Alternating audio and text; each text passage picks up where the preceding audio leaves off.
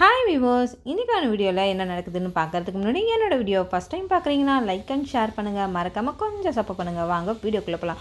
Video பார்த்திங்கன்னா ரொம்பவே விறுவிறுப்பாக போயிட்டுருக்குன்னே சொல்லலாம். நம்ம ரோகிணியோட விஷயத்துக்கு பார்த்திங்கன்னா நம்ம சிவனாண்டி தான் காரணம்னு சொல்லிட்டு அந்த ஜோசியர் வாயால் நம்ம சாமுண்டீஸ்வரி தெரிஞ்சுக்கிறாங்க. இதை தெரிஞ்சுக்கிட்டு ஜோசியர்கிட்ட போயிட்டு கேட்குறாங்க, என்ன காரியத்தை நீ பண்ணியிருக்க, என்ன தைரியம் இருந்தால் என் குடும்பத்திலே இந்த மாதிரி ஒரு வேலையை பார்த்துட்ருப்ப அப்படின்னு சொல்லிட்டு ரொம்பவே கடுப்பாக போயிட்டு ஜோசியரோட சட்டையை பிடிக்கிறாங்க. அப்போ சொல்கிறாங்க, அம்மா இதுக்கெல்லாம் நான் காரணம் கிடையாது, நான் ஒருத்தவங்க சொன்னாங்க நான் செஞ்சேன் அப்படின்னு சொல்லும் போது யார் சொன்னாங்க அப்படின்னு சொல்லிட்டு நம்ம ஜோசியரோட சட்டையை பிடிச்சி நம்ம சாமுண்டீஸ்வரி ரொம்பவே கடுமையாக பேசிகிட்டு இருக்காங்க. அப்போ தான் ஜோசியர் சொல்கிறாங்க, இதுக்கெல்லாம் காரணம் அந்த சிவனாண்டி தான்மா, அந்த சிவனாண்டி சொல்லி தான் நான் செஞ்சேன்.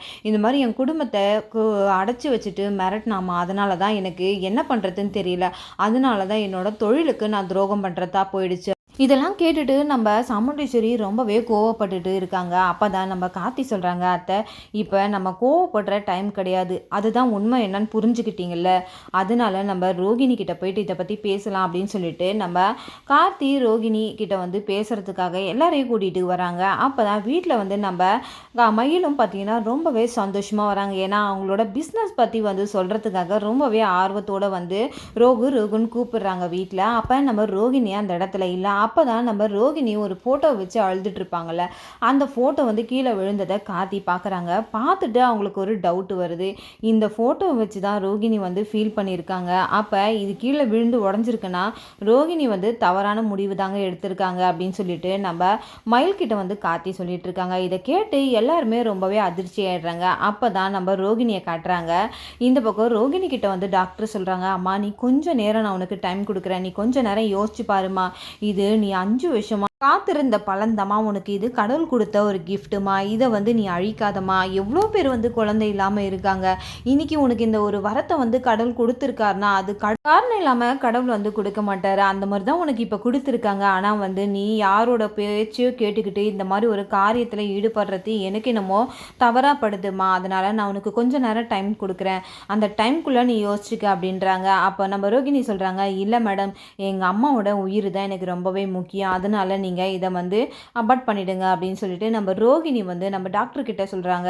ஆனாலும் டாக்டருக்கு வந்து கொஞ்சம் மனசு வந்து ஒரு மாதிரியாக இருக்கிறதுனால என்ன பண்ணுறாங்கன்னா, அப்போ இந்த பொண்ணு வந்து கேட்குற மனநிலைமையில் இல்லை, அதனால அவங்க வீட்டில் யாருக்காவது ஃபோன் பண்ணி சொல்லணும்னு சொல்லிட்டு அப்போ தான் மயிலுக்கு ஃபோன் பண்ணி சொல்கிறாங்க, இந்த மாதிரி உங்கள் மனைவி வந்து ஹாஸ்பிட்டலில் வந்து அட்மிட் ஆகிருக்காங்க, இந்த மாதிரி தவறான ஒரு முடிவை வந்து எடுத்திருக்காங்க, எனக்கு என்ன சொல்கிறதுனே தெரியலப்பா, நான் எவ்வளோ அவங்கக்கிட்ட பேசி பார்த்தேன், ஆனால் வந்து அவங்க எதுக்குமே வந்து சட்டை பண்ணுற மாதிரி எனக்கு தெரியல, அதனால தான் உங்களுக்கு கால் பண்ணேன், ஆனால் எனக்கு என்னோடய தொழிலில் இந்த மாதிரி ஒரு துரோகத்தை பண்ண எனக்கு மனசு இல்லை, அதனால் உங்ககிட்டயும் ஒரு வார்த்தை சொல்லினா நாளைக்கு பின்ன வந்து நீங்கள் என்னை கேட்கக்கூடாதுல்ல, அதனால தான் நீங்கள் வந்து சாமுண்டீஸ்வரியோட அம்மாவோட மருமகனாக இருக்கிறதுனால தான் நான் இந்த அளவுக்கு உங்களுக்கு ஃபோன் பண்ணி நான் சொல்கிறேன் அப்படின்னு சொல்லும்போது இதை கேட்டுட்டு நம்ம மயில் ரொம்பவே அதிர்ச்சி ஆயிடுறாங்க. என்னம்மா சொல்கிறீங்க, என்ன அப்படின்னு சொல்லிட்டு ரொம்பவே கத்தி பேசும்போது எல்லாருமே ரொம்பவே ஷாக் ஆகிட்டு என்ன மாப்பிள்ள ஆச்சு அப்படின்னு சொல்லிட்டு சாமுண்டீஸ்வரி வந்து கேட்குறாங்க. அப்போ தான் ரோகிணி உங்களுக்காக ஒரு தவறான முடிவு எடுத்துட்டாத்த அப்படின்னு சொல்லும் போது என்ன மாப்பிள்ள சொல்கிறீங்க அப்படின்றாங்க. உங்களுக்காக அந்த குழந்தையே அழிக்க பார்த்துட்டா அப்படின்னு சொல்லிட்டு சொல்லும் போது நம்ம சாமுண்டீஸ்வரிக்கு தூக்கி வாரி போட்டுது, என்ன மாப்பிள்ள சொல்கிறீங்க அப்படின்னு சொல்லிட்டு. ஆமாம் அத்தை, இப்படி தான் வந்து டாக்டர் வந்து ஃபோன் பண்ணி சொல்லியிருக்காங்க, டாக்டர் வந்து இதை செய்யறதுக்கு முன்னாடி நம்மளுக்கு வந்து இன்ஃபார்ம் பண்ணுன்றதுக்காக தான் இப்போ ரோகிணிக்கு தெரியாமல் கால் பண்ணியிருக்காங்க அத்தை அப்படின்னு சொல்லியிருக்காங்க.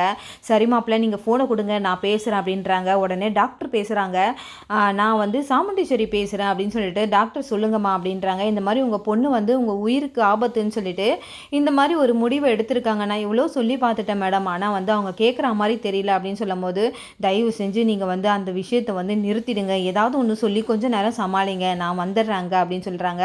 சரி நீங்கள் வாங்க, நான் ஏதாவது அவங்க கிட்ட பேசி கொஞ்ச நேரம் இந்த ப்ராசஸை நான் ஹோல்ட் பண்ணி வைக்கிறேன், அதுக்குள்ளே நீங்கள் வந்துருங்க அப்படின்னு சொல்லிட்டு டாக்டரும் வந்து நம்ம சாமுண்டீஸ்வரி கிட்டே சொல்கிறாங்க.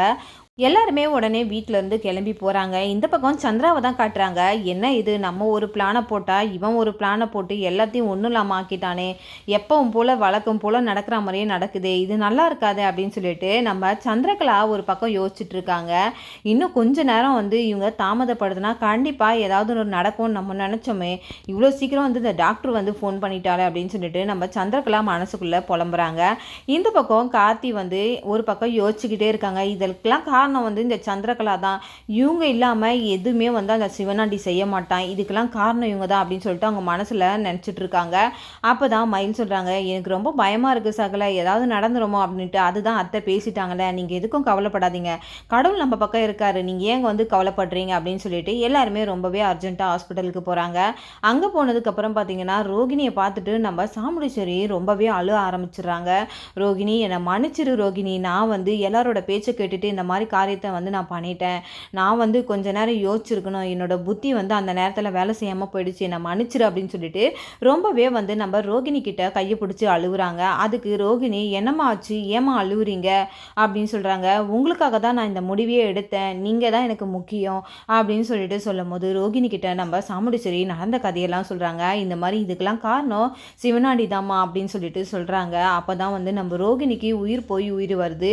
அப்போ என்னோட குழந்தைய நான் நல்லபடியாக இந்த உலகத்துக்கு பெற்று எடுக்கலாமா அப்படின்னு கேட்குறாங்க. அதுக்கு என்னம்மா, எனக்காக உயிரை கொடுக்க நீ துணிஞ்சலம்மா, நீ என் தங்கம்மா, யாருமே இந்த அளவுக்கு துணிய மாட்டாங்க, ஆனால் நீ என் உயிருக்க வந்து இது பண்ணிக்கிட்டு நீ இந்த அளவுக்கு வந்து சிரமப்பட்டிருக்கியே, என்னை மன்னிச்சிரு அப்படின்னு சொல்லிட்டு மன்னிப்பாக கேட்டுட்ருக்காங்க நம்ம ரோகிணி கிட்ட. அப்போ வந்து என்னம்மா நீங்கள் போய் என்கிட்ட மன்னிப்பு கேட்குறீங்க, உங்களுக்காக நான் என்ன வேணால் செய்வேன் அப்படின்னு சொல்லிட்டு அந்த இடத்துல வந்து ரோகிணி வந்து நம்ம சாமுண்டீஸ்வரி கிட்ட சொல்லும் போது ரொம்பவே சந்தோஷப்படுறாங்க. அப்போ சாமுண்டீஸ்வரி சொல்கிறாங்க ரோஹிணி கிட்ட, இந்த குழந்தைய நான் எப்படி வந்து ராஜா மாதிரி வளர்க்குறேன் பாரு, நான் வந்து இந்த குழந்தைய தரையில் கூட பட விட மாட்டேன், அந்த அளவுக்கு நான் வந்து என் குழந்தைய வந்து என் வீட்டு முதல் வாரிசு இது, நான் எப்படி வளர்க்க போகிறேன்னு மட்டும் நீ பாரு அப்படின்னு சொல்லிட்டு ரொம்பவே சந்தோஷத்தோடு பேசுகிறாங்க.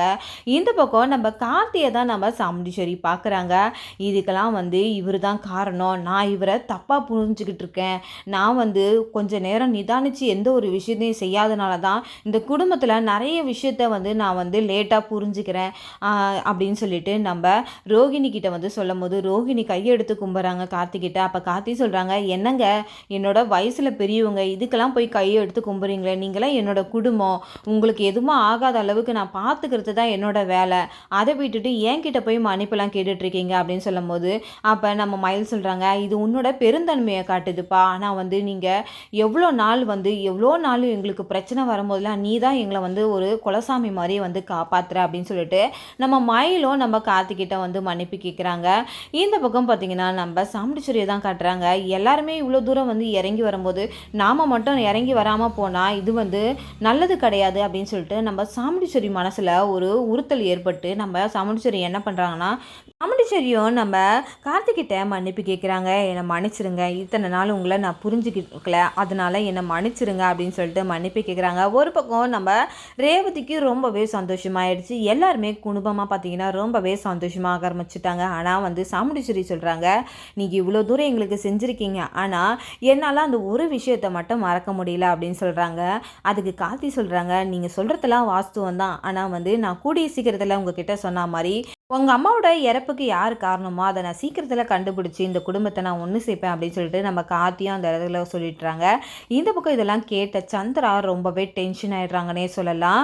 என்னடா இது, இந்த குடும்பத்தை பிரிக்கணும், அதை மட்டும் நான் ஒன்று சேர விடவே மாட்டேன், என் உயிரே போனாலும் இந்த குடும்பத்தை நான் ஒன்று சேர விட மாட்டேன் அப்படின்னு சொல்லிட்டு ஒரு பக்கம் சொல்ல, இந்த பக்கம் சாமுண்டீஸ்வரி ரொம்பவே ஆக்ரோஷமாக எந்திரிக்கிறாங்க. அப்போ தான் எங்கே போகிறீங்க அத்தை அப்படின்னு கேட்குறாங்க.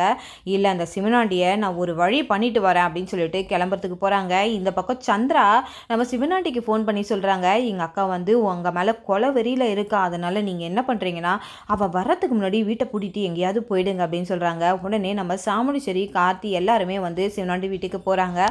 அங்கே போனால் நம்ம சிவனாண்டி வீட்டை பூட்டிட்டு ஓடி போயிடுறாங்க. இதை பார்த்துட்டு மயில் சொல்கிறாங்க, எப்பா அவன் பயந்துட்டான், அதனால தான் வீட்டை பூட்டிட்டு ஓடி போயிட்டான், இது இல்லாமல் சின்னத்தை வந்து அவங்களுக்கு வந்து சிக்னல் கொடுத்துருப்பாங்க, அதனால தான் அவர் ஓடி போயிட்டார் அப்படின்னு சொல்லிட்டு இந்த பக்கம் மயில் சிரிக்க, இதை பார்த்துட்டு நம்ம சந்திரகலா ரொம்பவே டென்ஷன் ஆயிடுறாங்க. ஏய் இருடா, உன்னை நான் சும்மா விட மாட்டேன், என்னை பார்த்தா நீ வந்து சிரிக்கிற, உன்னை பார்த்து நான் ஊரே சிரிக்கிற மாதிரி நான் சீக்கிரத்தில் உன்னை வந்து அந்த மாதிரி கொண்டு வரேன்னு சொல்லிட்டு நம்ம சந்திரகலா ஒரு பக்கம் நினைக்கிறாங்க. அதோடு பார்த்தீங்கன்னா இந்த எபிசோடு முடியுது. நாளைக்கான வீடியோவில் என்ன நடக்குதுன்னு பொறுத்திருந்து பார்க்குறதுக்கு முன்னாடி என்னோட ரிவ்யூ உங்களுக்கு பிடிச்சிருந்தா மறக்காம உங்களோட கமெண்ட்களை என்னோட கமெண்ட் பாக்ஸில் தெரிவிங்க. வீடியோ பார்த்துட்டு இருக்கவங்க எல்லாருமே என்னோட சேனலுக்கு சப்போர்ட் பண்ணுங்கள். தேங்க்யூ.